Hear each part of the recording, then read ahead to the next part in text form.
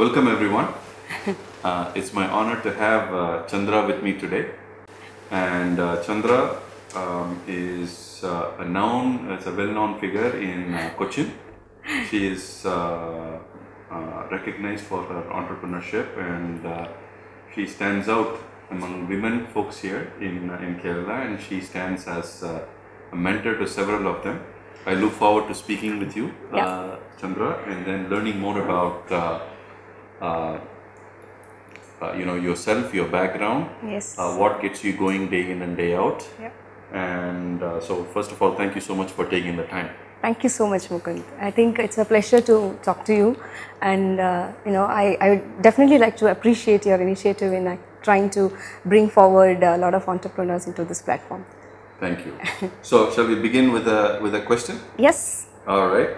So the first time I met you was that your hands were in a sling, and you came rushing. You were all you looked a little bit stressed, and this was for the audience. This was a presentation that we had as part of NASSCOM's coming companies into the entrepreneurial ecosystem through NASSCOM, so that we are able to help entrepreneurs like Chandra get a platform from where she can kickstart and develop and grow her business. Yeah, it was the introduction, or the presentation for the incubator. Yes, incubator, for entry into the incubator. And so for all of those out there, I think there's an interesting story. So Chandra could not make it to the presentation that day when we were shortlisting people that would join the incubator, but her associate was there making a presentation, and it was kind of low-key. And then in a few moments, as she was going through the presentation, and somebody just rushed into the hall with her hands in a sling and said, no, let me do this. And it was a wonderful presentation on her business, on her vision, and we were thoroughly impressed. And she later came into the incubator, and but that's just that's just behind us. Now she's grown, she's developed. That was almost 1.5–2 years back, I guess. Around. Okay. Great. And we were glad that you joined us in the incubator, and like I mentioned, she has been a mentor to a lot of the other young ladies that have been part of that incubator as well. Empretech Certified Entrepreneurship Trainer. I'm not sure what that means, but maybe you can just give us a minute on that. Yeah, see, I actually attended a workshop by UNCTAD certification. It's called Empretech. It's an entrepreneurship skills. So it's like we get trained on personal entrepreneurial competencies. Around 10 competencies are there. It is a very wonderful workshop, and I was fortunate to get nominated from Government of Kerala, and I attended the workshop, and it was a great experience. And later I started doing research in that area. And I'm also associated with Empretech India right now as a program facilitator for Kerala. So what does this Empretech enable you to do, or what did it enable you after the training program?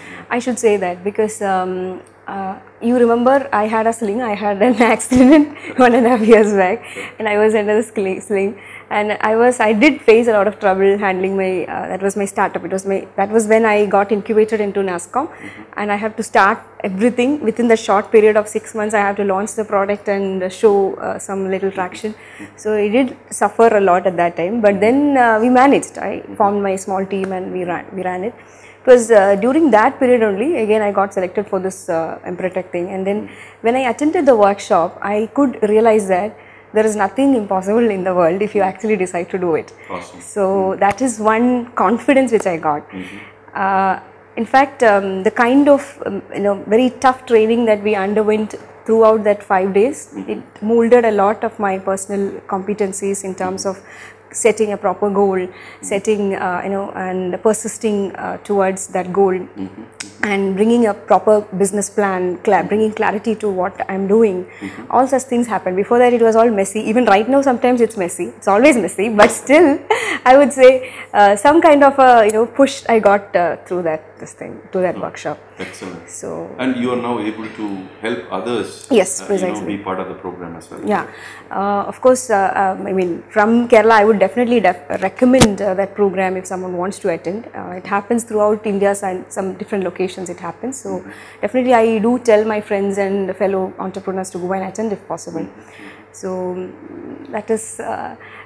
In training itself, since I am into a profession of training, there are different kinds of training, and experiential learning or experiential training is something which will actually enable someone to learn.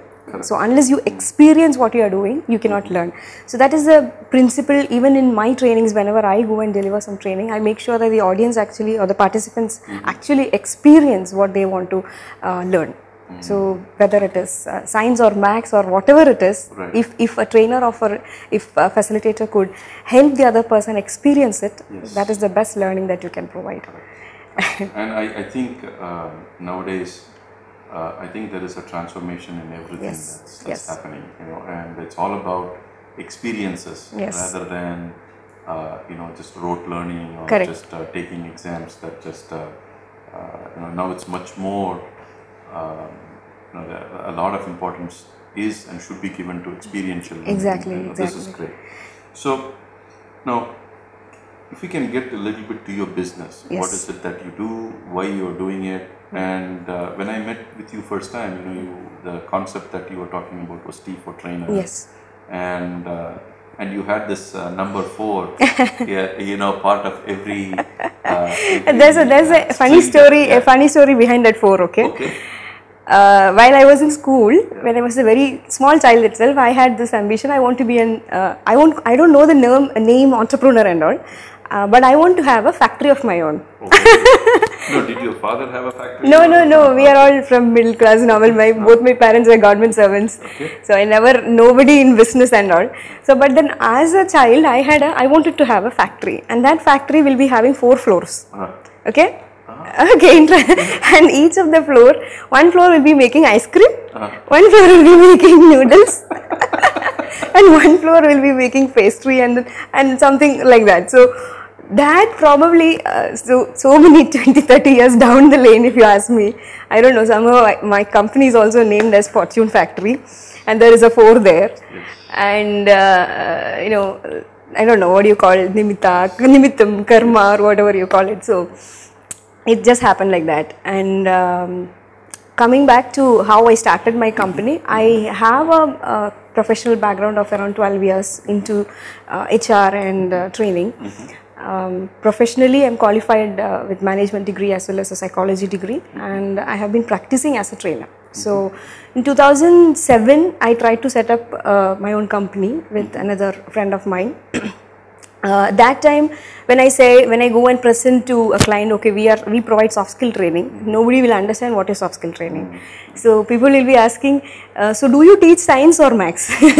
So that was the scenario then. It was very tough selling soft skill programs at that time. Was it in Kerala? Of course in Kochi, because I got married and settled in Kochi. So my entire base of activity has been Kochi.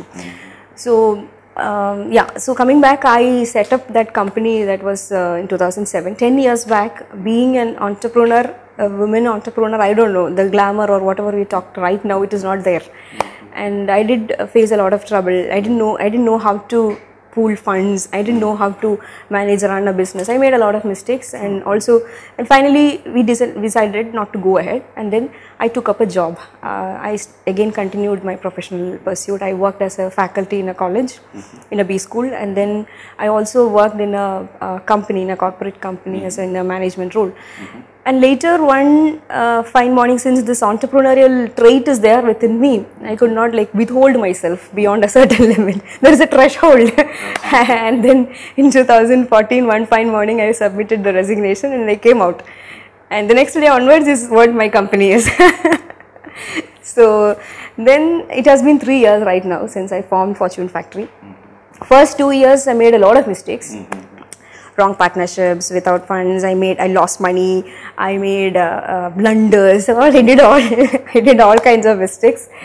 And then that's when, during the third year, second year mid, I was under a confusion. I was under so much of pressure. Probably if I even got some offers for job, very highly paid jobs. That was the time when I was really confused, because I have on one hand there is a good job which is being offered, and the other hand I have worked 2.5 years trying to build my own company, failed so many times. Should I continue or not? These are the questions which I had in my mind. But then I chose to take the tough path. I decided that okay, let me continue with my business. I'm sure that I'll make it good someday. So that's what happened. And that is when this opportunity of NASSCOM came in, where they invited for innovative startups to apply. So in 2015, last near August, September, I came up with this idea of trying to help the trainers community. So since I have been into training for long, as I said, in 2007 when I said I am a soft skill trainer, nobody understood what it is. And again I took a break, I went and worked in a job, and when I came back trying to again say that I am now into training, the whole industry is like I don't know, it's in a messy state where everybody is a trainer and there is a huge competitive market out there, and there's a lot of unethical as well as different kinds of practices happening in the field of training.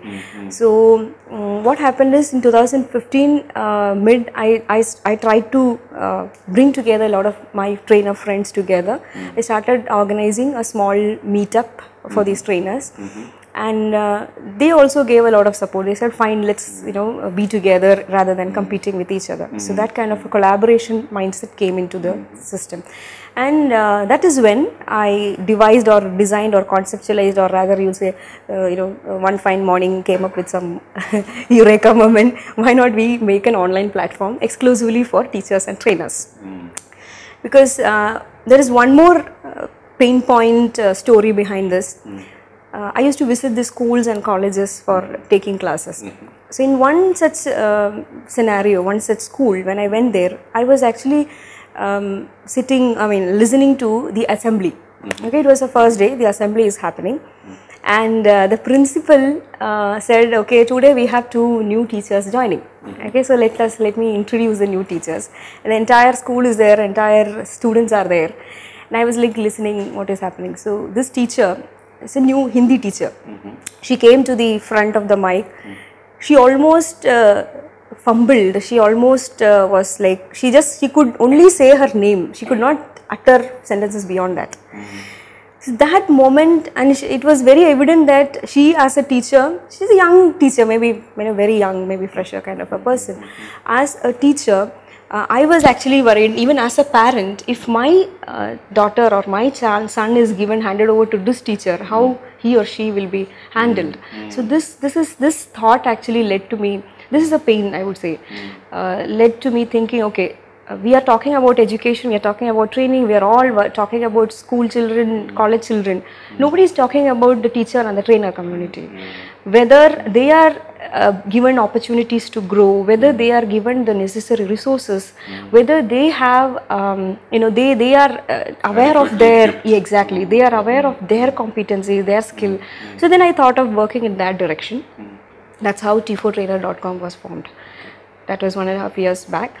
The portal is actually currently still in an MVP stage only, I would say, because we have, I did have some technical hitches because of which the portal development work is little delayed. But the whole concept and the vision is that to bring together teachers and trainers, people from all over the world into this hub, so that they can share resources with each other. Maybe in future, maybe some years down the lane, I want a teacher sitting in Australia sharing resources with a teacher in rural Kerala.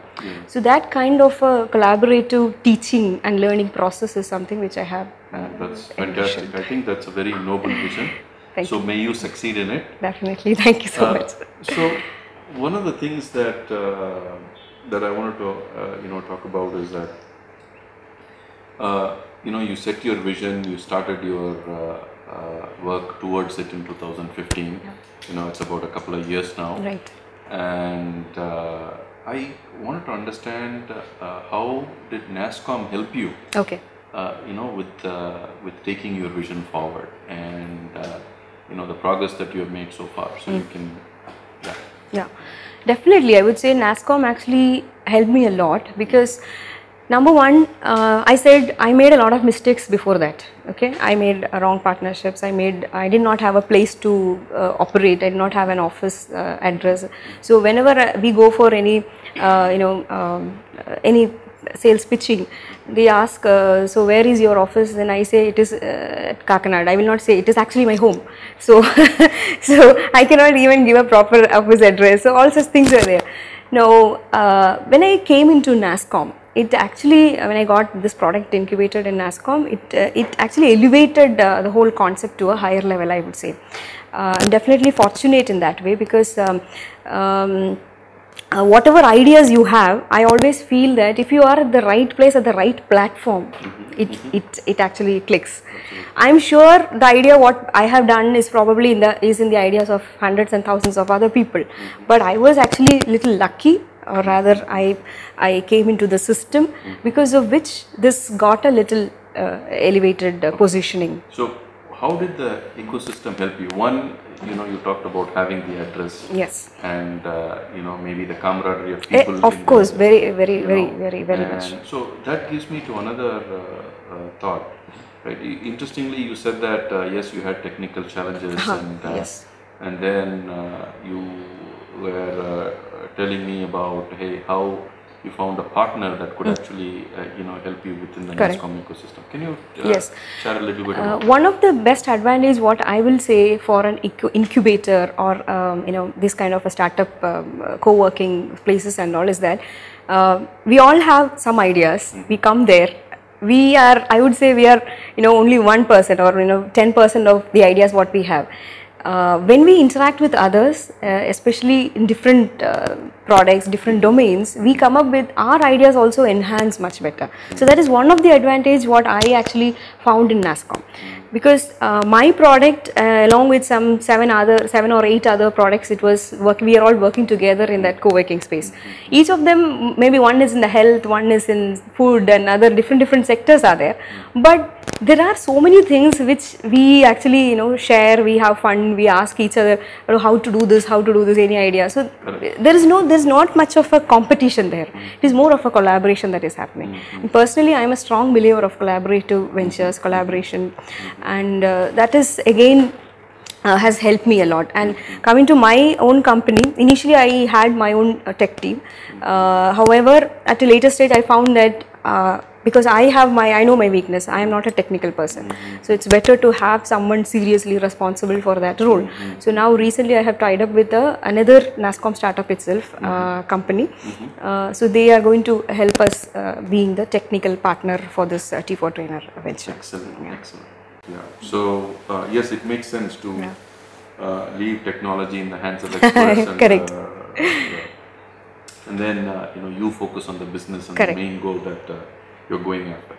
So now that I would like to understand that there's so much going on and so much talk about women entrepreneurship in India, right? I'm sure that's a kind of a favorite topic. So I would like to understand, in two contexts. One in the Indian context and the other in the Kerala context. Okay. So I would love to hear your views on, the government is doing so many things, the industry around is, trying to say that, they're helping with women entrepreneurship and so on. The community is also kind of coalescing around the idea. So what do you think is the reality? I mean, the reality is that last day I was reading an article which said that India has the highest number of professionally qualified housewives.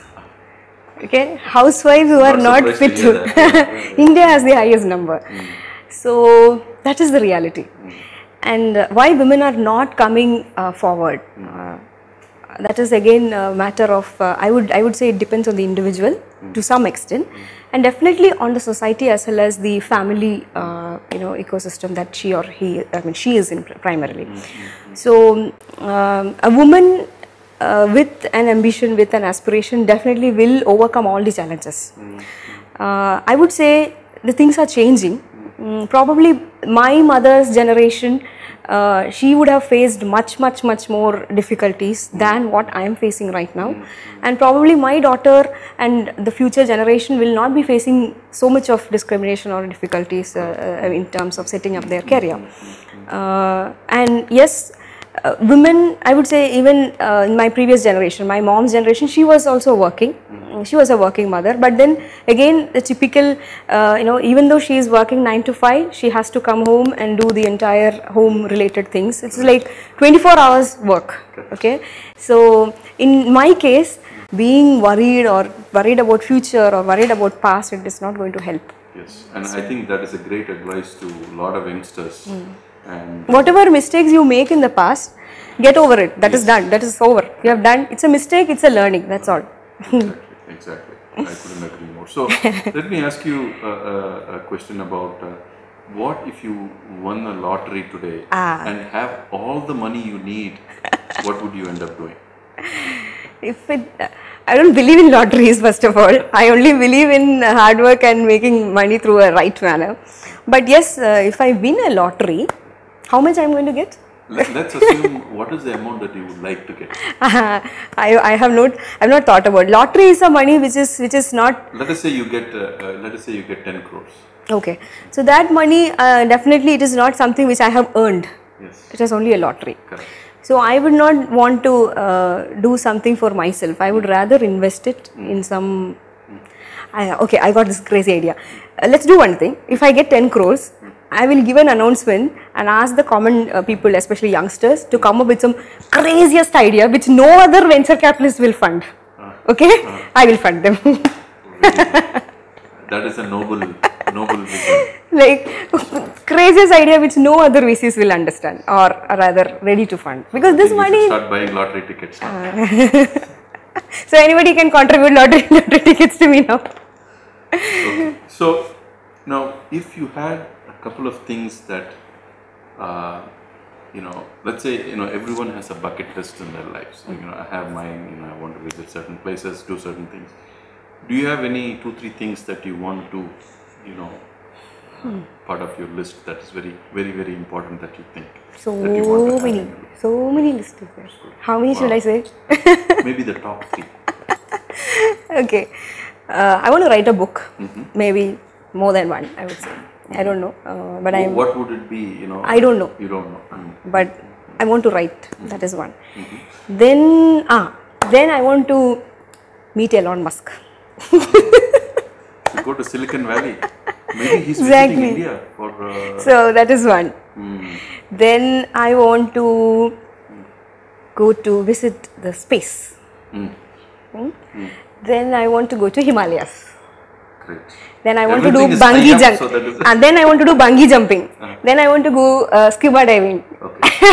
I think this list can go on and on. This is good. This is great. This is great. And so, where do you see? Now let's just get back to your business a little bit. Where do you see your company 5 years from now? Okay.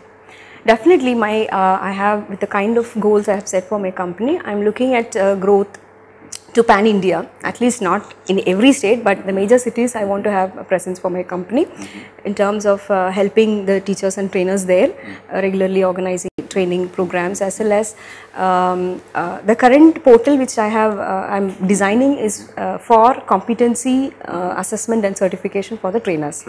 So it is like it is a model wherein every trainer you will also agree. See, everybody is an expert or a trainer or a subject matter expert in some area. But everybody cannot be a good trainer because you need to have that proper delivery skills. You need to understand what is the learner psychology and such things. So that is the skills which I am trying to address on. Like for example, if it is a technical trainer, a Java trainer or an Android trainer, but this trainer, whether he may be very good in Java programming, but whether he is able to convey or present the same things in a proper structured manner to the audience or to the trainees. So that is something which we are trying to train the trainers on. So the online platform what we are currently designing is to help these trainers assess and understand their skill sets as required for a trainer. So we have identified around 16 major trainer competencies. So each of these competencies have certain behavioral dimensions, and that is something which we are trying to map through this portal. And maybe in the future, as you said, in 5 years down the lane, I wish that at least 10% of the entire teachers and trainers in the country comes into the portal, gets their skill sets assessed and certified, and then probably they provide much better value to the trainees or to the students further. So my 60-second pitch is that see, my product is a B2B concept where any client can hire the best trainer. So my pitch to the business side is that you can hire you can be sure of the quality of the trainer you are hiring through t4trainer.com. You can hire the best of them from there. And to the trainer, we offer enhancement of their skill sets, their enhancement of their knowledge and resources, and they're also getting the best of their clients. So this is what we are offering at t4trainer.com. And we also have a online magazine in the field of training itself. It's called Trainopedia, trainopedia.in, and where the trainers who are actually part of this portal, they contribute a lot of articles, they give a lot of write-ups and whatever is happening in their field. So that's being published there. Wonderful. So it's like a magazine. Trainer learning Exactly. Great. So that's what we are doing. So Chandra, thank you so much for your time. And before I wrap up, I wanted to ask you a question. I think you mentioned somewhere that your employees are all women, right? Yeah. So I would like to understand your philosophy behind that approach. See, when we initially also when we discussed about women entrepreneurship and all, there are 2-3 things which I find among a lot of girls who are passing out currently. I find that most of them, especially in the whole Kerala education, not just Kerala, in anywhere in Indian education system, girls are topping up. Okay, topping there, they are getting a lot of marks, they are coming up, they are very ambitious, they have a lot of things. But unfortunately, most of the companies deter when hiring a fresher girl. Why do you think that is? Because for the simple reason that everybody knows that, okay, if we hire a girl, for 6 months she will be there, after that she will get married, she will go. So this is actually, while I was actually working as a, in the field of HR, and my interaction with a lot of HR people, nobody proclaims it, but then this is there hidden. So if you have to choose between a fresher girl and a fresher boy, the choice mostly goes for the boy. So in my company, I decided, okay, let me at least train or groom some girls along with me, though I know they will leave after some time, but still if they can inculcate the passion in them to set up their career for some time, then they will definitely grow up in their life. So one of my earliest employee right now is an entrepreneur, first employee. So I am very happy about that. Because she has found, when she left the company, after that she worked for someone else, and later she started her own company. So I am very happy about that. Yeah, that is a fantastic mark of success. What more can you, No, that is fantastic. So I guess I wanted to wrap up, but then I had a couple of more questions that came to my mind. We can talk about that a little bit. So if you had our Chief Minister or Prime Minister, our Prime Minister in front of us, right? What would you ask them, or what would you say to them about helping entrepreneurship? Okay. What would be the one thing that they could do? We can't do one thing, because it is like the entire society has to change, and societal change doesn't, of course it starts with the government. They are definitely doing, I would say, so many government policies are pro-women. In fact, if you ask me, there are, I don't know whether the people, especially the women who are watching this, I would say the moment you decide that you want to do something, the support system exists. Okay, it is just that we are not accessing it. It is just that we are not pursuing it. So for example, there are a lot of loans, especially women's schemes are there. There's everything, whatever the government does, they are doing it. That's what I feel. And that is one, I won't say, like, I don't think Chief Minister or the Prime Minister, if they come in front of me, I won't ask for any women entrepreneurship support and all. I think generally entrepreneurship support, a lot of things are happening, and definitely if they can enhance it, it will be well and good. And from my side, I have this thought process. I am actually discussing with a few of my other women friends, women entrepreneurs, about setting up a women tech incubator.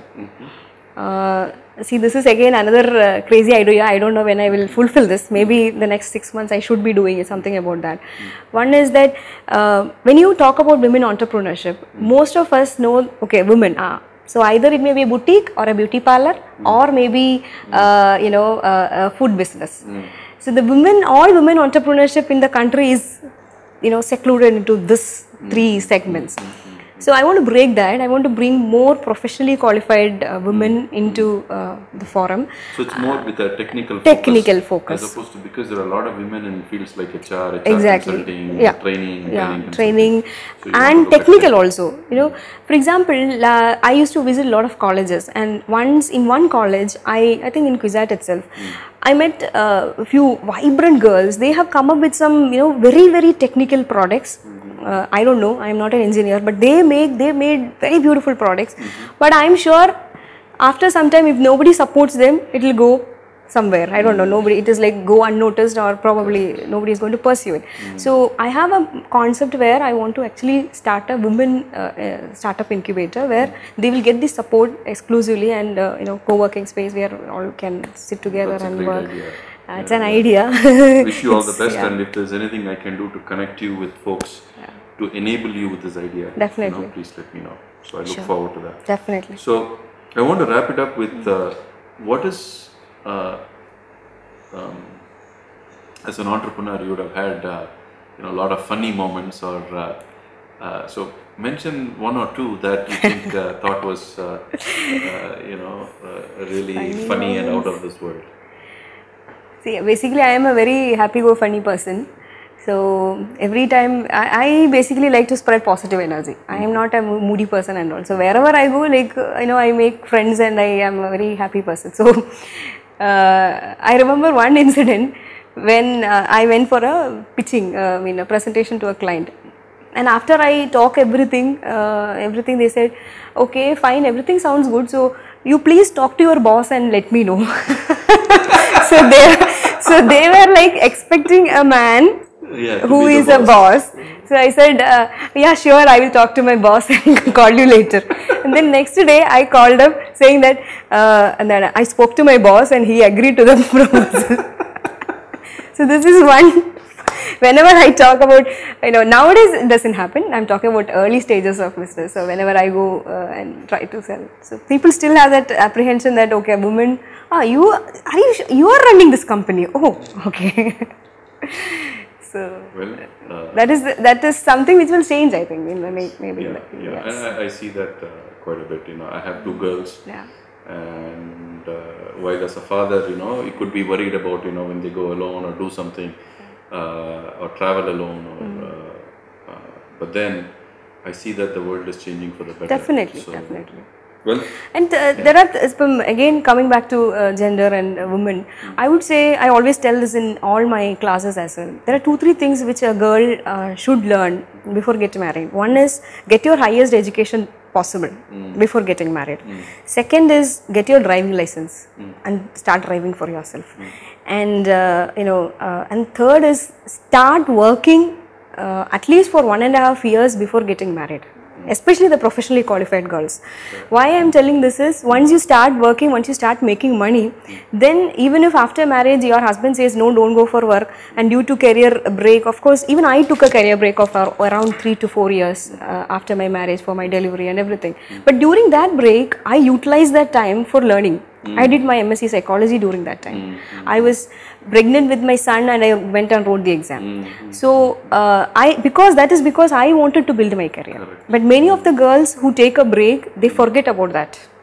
They entirely focus on the family and they forget about their career. And then after 10 years when they want to build, it's like the world has changed. They find it very difficult. In fact, I actually mentor, or rather support, a lot of such women in their 30s and 40s who wants to come back to career. So that is what it is. My WhatsApp coaching is happening for them. Excellent. Well, wish you all the success, and if there's anything I can do to enable it, please. Sure. Thank you. I would mention, I would like to officially place on record my thanks to Mukund and this concept and the entire team who is working towards making this video. And I believe that Kerala definitely startup ecosystem is booming.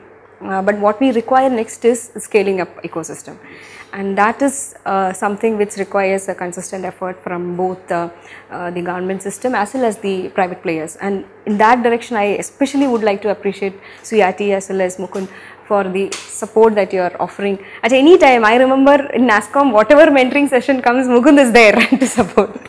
So that is something. So that is definitely a warm activity what you are doing. Yeah. So thank you once again for inviting. Thank you. Thank you so much. All the best.